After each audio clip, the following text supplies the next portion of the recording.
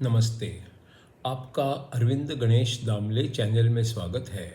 मैं अरविंद दामले आपके सामने प्रस्तुत कर रहा हूँ मेरी ही कुछ रचनाएं।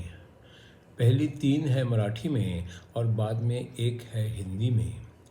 ये है इन रचनाओं का 819वां भाग। आपको ये रचनाएं पसंद आएँ तो मेरे अरविंद गणेश दामले चैनल को सब्सक्राइब करें, लाइक करें, शेयर करें और बेल आइकॉन दबाना ना भूलें। तो पहली मराठी वाली रचना है, या जगात खायच्या पदार्थांच्या पैकी काय काय छान लागतं आणि ते कुठे कुठे छान आणि स्वस्त मिळतं हे जर तरुणपणीच समजलं तर मग पुढे डाएट करावं लागतं. दुसरी रचना आहे, मी एका पाककृतींच्या लेखकाला लिहिलं, तुमच्या 150 प्रकारच्या सूपच्या कृती या पुस्तकात तुम्ही काही खिरी आणि कस्टर्डच्या कृती पण छापून टाकलेल्या आहेत. त्या पण सूपच आहेत का? तिसरी रचना आहे, मी एक असा काढा बनवला आहे जो घेतल्याने डोक्यात प्रकाश पडेल. त्या काढ्याला नाव काय द्यावं हा माझ्यापुढे मोठा प्रश्न आहे. बाटलीतला प्रकाश डोक्यात हे नाव कसं काय आहे? माझी चौथी जी रचना आहे ती आहे आपल्या वस्तू व्यवस्थित ठेवाव्यात असं खूप लोक सांगतात, पण म्हणून आपलं आयुष्य व्यवस्थितच जातं असं काही नाही. पांचवी रचना है हिंदी में, निसर्गदत्त महाराज के शिष्यों के साथ का संवाद का ये है अगला 148वां सवाल. योग की जिन बातों का पता है उन्हें सीखने से और बार बार अभ्यास करने से और फिर महसूस करने से क्या योग हो जाता है, या वो हमारे कुछ खास कोशिश ना करते हुए भी अपने आप अनजाने ही हो जा सकता है? इसका उत्तर है, शुरुआत करने के लिए किसी से सीखना, सोचना और अभ्यास करने से फ़ायदा होता है, पर आप किस इरादे से सीखना चाहते हो ये स्पष्ट होना चाहिए और बिना थके और बिना ऊबे काफ़ी समय तक वो करते रहना चाहिए. सही ढंग से योग की शिक्षा महत्वपूर्ण है. आप योग कर रहे हो या नहीं ये जानना ज़रूरी नहीं है, यही तो साधना है. सही तरीके सीखने से भी आप आगे आगे जा सकते हैं और सोच सही होने की वजह से कभी अपने आप भी योग का सही मात्रा में साधना हो भी जाती है. इसका अगला 149वां सवाल है, अगर कोई सही ढंग से काफ़ी समय तक साधना करता हो और किसी समय ऊब जाए और साधना छोड़ दे तो फिर उसका क्या होता है?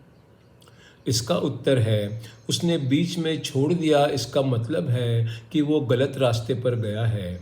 ऐसा है तो आपका सवाल ही ठीक नहीं है. शायद वो स्वभावतः आलसी भी हो सकता है और थोड़ी ही देर में ऊब भी जाता है. शायद उसमें ऊर्जा की कमी है और वो जल्दी थकान महसूस करता है. छोड़ देने के अनेक कारण हो सकते हैं और हर व्यक्ति में अलग अलग हो सकते हैं. हर समय सावधान रहना चाहिए और किसी को दोष नहीं देना चाहिए.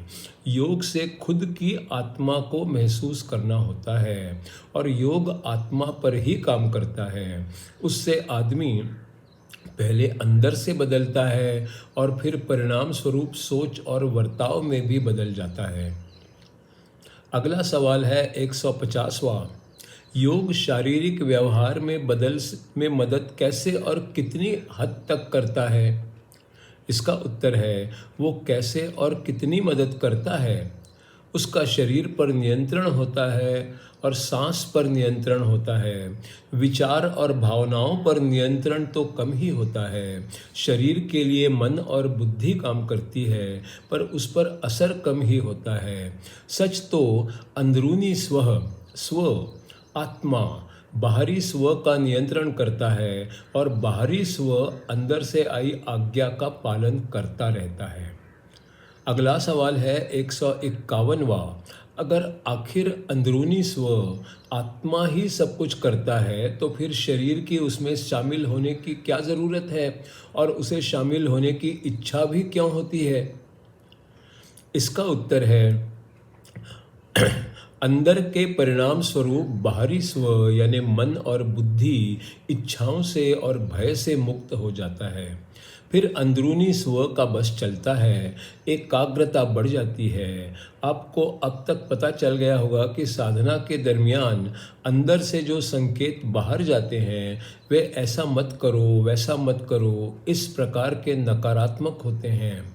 हम क्या गलत कर रहे हैं ये बताते हैं और उन्हें हम पहचान पाते हैं और फिर हमें उन्हें छोड़ देना होता है। क्या करना है इसके संदेशे भी जाते हैं, पर शरीर हमेशा क्या नहीं करना इस पर अधिक ध्यान देता है। प्रश्न क्रमांक 152। जो संदेशे आते हैं वे अंदर से आ रहे हैं या बाहर ही बाहर हमें कुछ लग रहा है, ये कैसे पता चलेगा? इसका उत्तर है अंदर के संदेशे हमें स्फूर्ति देते हैं और बाहर के संदेशे हमारी यादों से जुड़े होते हैं।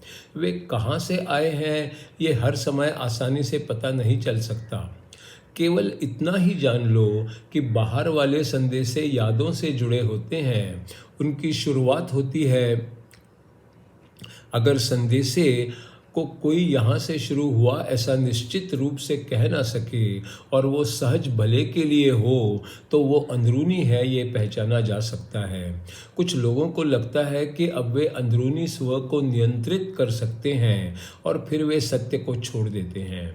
जो क्षणिक है वो ही अनंत है, ऐसा समझने लगते हैं। इच्छा और भावना ये ही जिंदगी है, ऐसा भी उनको लगने लगता है। सवाल क्रमांक 153। क्या शरीर को व्यक्त होने के लिए जिंदगी की ज़रूरत होती है? इसका उत्तर है शरीर को जीने की इच्छा तो होती है, उसे जिंदगी की ज़रूरत होती है। जिंदगी को शरीर की ज़रूरत नहीं होती, जिंदगी तो चलती ही रहती है। सवाल क्रमांक 154। क्या जिंदगी का नज़रिया यही होता है?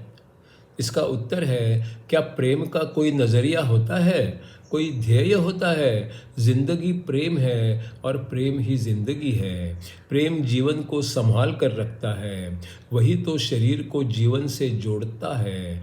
शरीर कहीं खो न जाए इस डर से वो शरीर को ही जान से पकड़ के रखता है। वो खुद का खुद के शरीर के प्रति प्रेम ही होता है। जब सत्य के प्रति प्रेम जग जाता है तो ज्ञान हो जाता है।